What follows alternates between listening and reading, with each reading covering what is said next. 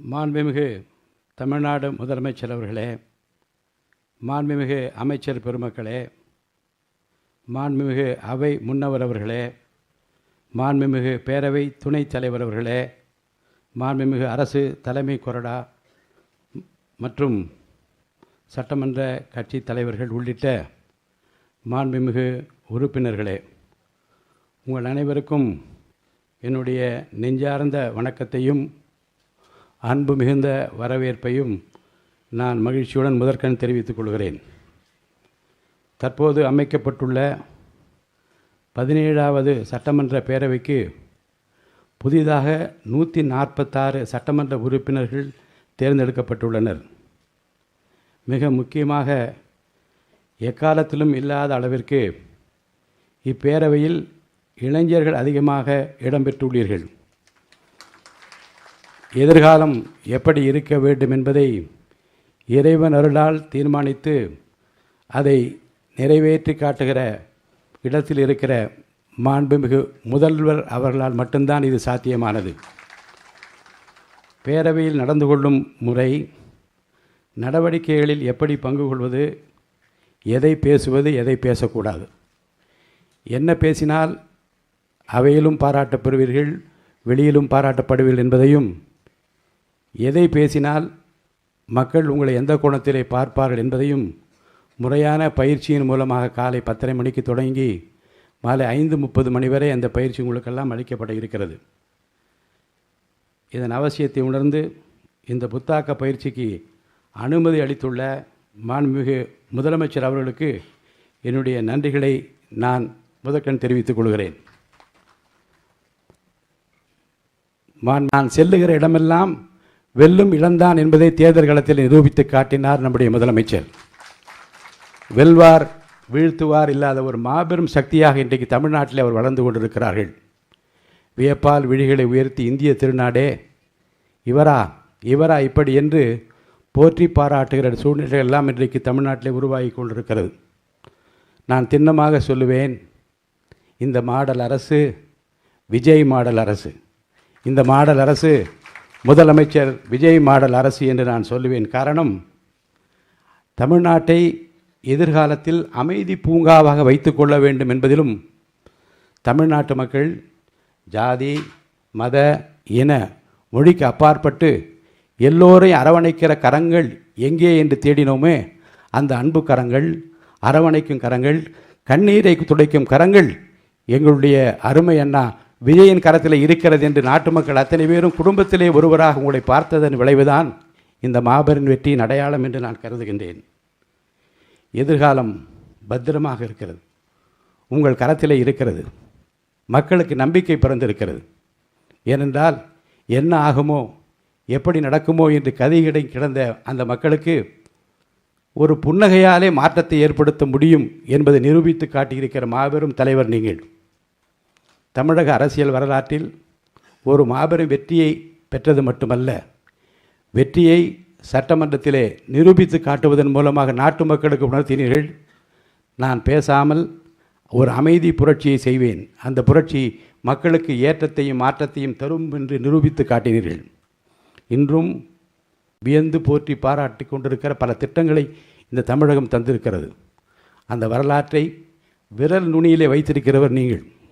அதிகமாக பேச மாட்டீர்கள், ஆனால் செவிமடுத்து சொல்ல வந்தவர்கள் யார் என்பதையும், செய்ய வேண்டிய பணி என்பதையும் இறைவன் அருளால் உடனே செய்து முடிக்கிற ஆற்றல் உங்களிடம் மட்டும்தான் இருக்கிறது என்பதை தமிழ்நாட்டு மக்கள் இந்த 40 நாட்களிலே உணர்ந்திருப்பார்கள். இந்த அவையின் மாண்பினை போற்றி காப்பது அரசின் கடமை. எதிர்க்கட்சிகளுக்கு அந்த கடமை பெரிதாக இருக்கிறது. வரும் நாட்களில் சட்டப்பேரவையில் நீங்கள் எப்படி நடந்து கொள்ள வேண்டும், எதிர்க்கட்சியாக இருந்தாலும் சரி, ஆளுங்கட்சியாக, அனைவரையும் அழைத்திருக்கிறோம். எல்லோரும் வாருங்கள் என்று அழைப்பு விடுத்திருக்கிறோம். ஏற்கனவே இருந்தவர்களுக்கும் அது தேவை, புதிதாக வந்தவர்களுக்கும் அது தேவை. அந்த தேவை உணர்ந்துதான் 2 நாட்களும் இந்த சிறப்பு பயிற்சி முகாமை மாண்புமிகு முதல்வர் தன்னுடைய திருக்கரத்தாலே குத்துவிளக்கேற்றி துவக்கி வைத்திருக்கிறார்கள்.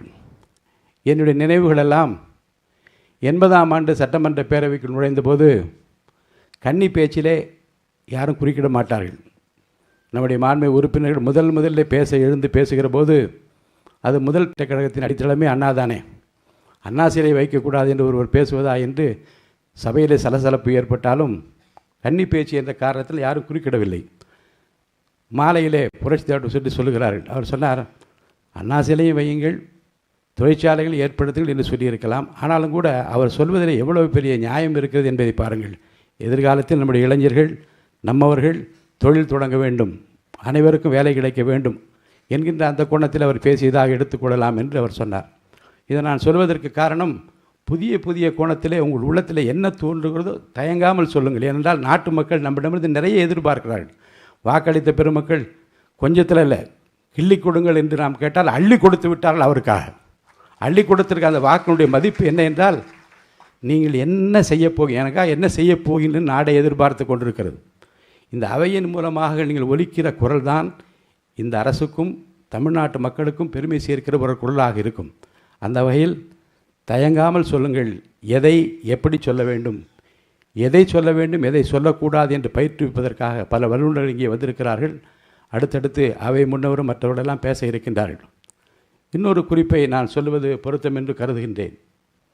சட்டப்பேரவையில் சபாநாயகர் ஆசனத்தில் போய் உட்கார்ந்து ஆர்ப்பாட்டம் செய்தவர்களும் இருக்கிறார்கள். சபையை நடத்த விடாமல் பல்வேறு காலகட்டங்களிலே சிரமம் கொடுத்தவர்களும் சிக்கலை ஏற்படுத்தியவர்களும் இருக்கின்றார்கள். அந்த வரலாற்றையெல்லாம் நீங்கள் நூலகத்தில் சென்று படிக்க வேண்டும் என்று கேட்டுக்கொள்கிறேன். பழைய வரலாற்றை இன்றைக்கி புரட்டி பார்க்க வேண்டும். நூலகங்களுக்கு செல்கிற பழக்கத்தை மாண்புமிகு உறுப்பினர்கள் ஏற்படுத்தி கொள்ள வேண்டும். ஏனென்றால் முன்னாலே அண்ணா என்ன பேசினார், பெருந்தலைவர் காமராஜர் என்ன பேசினார், பெருந்தலைவர் கக்கன் என்ன பேசினார், கம்யூனிஸ்ட் தலைவர்கள் என்ன பேசினார்கள் என்ற அந்த குறிப்பையெல்லாம் நூலகத்தில் சென்று நீங்கள் படிக்க வேண்டும். அப்படி படிப்பதன் மூலமாக கண்ணியமாக கௌரவமாக நாட்டு மக்கள் விரும்புகிற உரையை நீங்கள் தயார் செய்து கொள்ள முடியும். சட்டமன்றத்தில் நடக்கிற சில நிகழ்வுகள் வெளியிலே மக்கள் பார்க்கின்றால் என்பது மட்டுமல்ல, ஆட்சி மாற்றத்திற்கு கூட அது வழிவகுத்து விடும் என்பது 2 உதாரணத்தை சொல்லி நான் முடித்துவிட விரும்புகின்றேன். உங்களுக்கெல்லாம் நினைவிருக்கும் 72ஆம் ஆண்டு அனைத்து இந்திய அண்ணா திராவிட முன்னேற்ற கழகம் துவங்கப்பட்ட போது புரட்சித் தலைவர் எம்ஜிஆருக்கு எதிராக சட்டமன்றத்தில் என்ன நடந்தது என்பதையும் அந்த வரலாற்று சிறப்புமிக்க நினைவிலே கொள்ளத்தக்க விரும்பத்தகாத அந்த நிகழ்வுகளிலே புரட்சித் தலைவர் எம்ஜிஆரை பற்றி மக்கள் மத்தியிலே அந்த கொண்டிருந்த அந்த அபிப்பிராயம், அந்த ஒப்பீனியன் எப்படியெல்லாம் மாற்றப்பட்டு இவர்தான் வர வேண்டும் என்று முடிவெடுப்பதற்கு சட்டசபை சம்பவங்களே காரணமாக அமைந்தது என்பதை நாட்டு மக்கள் அறிவார்கள். அதே போன்றுதான் 89ஆம் ஆண்டு பட்ஜெட் உரையை படிப்பதற்காக முத்தமிழறிஞர் கலைஞர்கள் எழுந்தபோது புரட்சித் தலைவர் அம்மா அவர்களுக்கும் இடையே நடந்த சர்ச்சைக்குரிய பேச்சுகளும் அவை குறிப்பில் நீக்கப்பட்டதும், சர்ச்சைக்குரிய பேச்சுக்கு பிறகு அவர்கள் தாக்கப்பட்டதாக வந்த செய்திகளும், இருவரும் தாக்கப்பட்டதாக வந்த செய்திகளும் அவை குறிப்பில் இன்னமும் நீங்காமல் இருக்கிறது. அந்த நிகழ்வுக்கு பிறகு தமிழ்நாட்டு அரசியலில் என்ன நடந்தது என்பதை உன்னித்து பாருங்கள். ஒரு நிகழ்வு, ஒரு சம்பவம் ஒரு மிகப்பெரிய மாற்றத்தை ஒரு கட்சிக்கு எதிராக திருப்பியதையும், ஒரு கட்சி ஆட்சிக்கு வருவதற்கு துணை புரிந்ததையும் அந்த சட்டமன்ற ஒரு நிகழ்ச்சி தான் ஏற்படுத்தியது என்பதை நான் நினைவில் வைத்திருக்கிறேன்.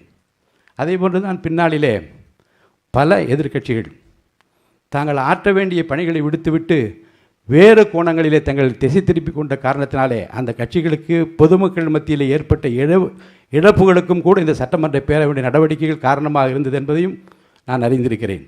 உங்களை பொறுத்த வரைக்கும் சார்ந்திருப்பது அனைத்து கட்சிகளை சேர்ந்தவன் அழைத்திருக்கிறோம், எல்லோரும் வந்திருப்பீர்கள் என்று நான் நம்புகின்றேன். உங்கள் கட்சியினுடைய கொள்கை கோட்பாடு நிலைநிறுத்தப்பட வேண்டுமென்றால், அரசு கொண்டிருக்கிற கொள்கைகள் திட்டங்கள் நிறைவேற வேண்டுமென்றால், சபையினுடைய கண்ணியத்தையும் கௌரவத்தையும் காப்பாற்ற வேண்டிய மிகப்பெரிய பொறுப்பும் கடமையும் உங்களுக்குத்தான் இருக்கிறது. உங்களைத்தான் இந்த நாடு எதிர்பார்க்கிறது. இந்த நாடு நிறைவேற்றுகிற இந்த அவை நிறைவேற்றுகிற சட்டங்கள் தான் எதிர்காலத்தை தீர்மானிக்கப் போகிறது.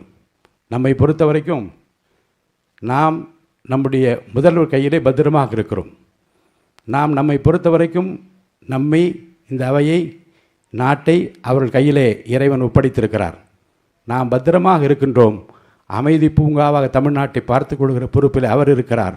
அவர் எப்போதும் சொல்வார், கான்ஃபிடென்ட்டாக இருங்கள் என்று சொல்வார்கள். நாம் கான்ஃபிடென்ட்டாக இருக்கிறோம் என்றால் அதற்கு காரணம் அவர் தந்திருக்கிற அந்த புன்னையோடு சொல்லியிருக்கிற வார்த்தைகள் தான் என்று சொல்லி அவரை நான் வருக வருக வருக என்று வரவேற்கின்றேன். வழிகாட்டுங்கள். உங்கள் வழி இந்த அவை நடப்பதற்கு, நாட்டு மக்களுக்கு நல்லது செய்வதற்கு இந்த அவை உறுப்பில் அத்தனை பேரும் காத்திருக்கிறோம் என்று சொல்லி அவரை வரவேற்று மாண்புமிகு அமைச்சர் பெருமக்களையும், முன்னவரையும், துணைத் தலைவரையும், கொறடாவையும் மற்றும் அனைத்து மாண்புமிகு உறுப்பினரையும் வருக வருக என்று சிறந்தாழ்த்தி வரவேற்று அமைகின்றேன். நன்றி, வணக்கம்.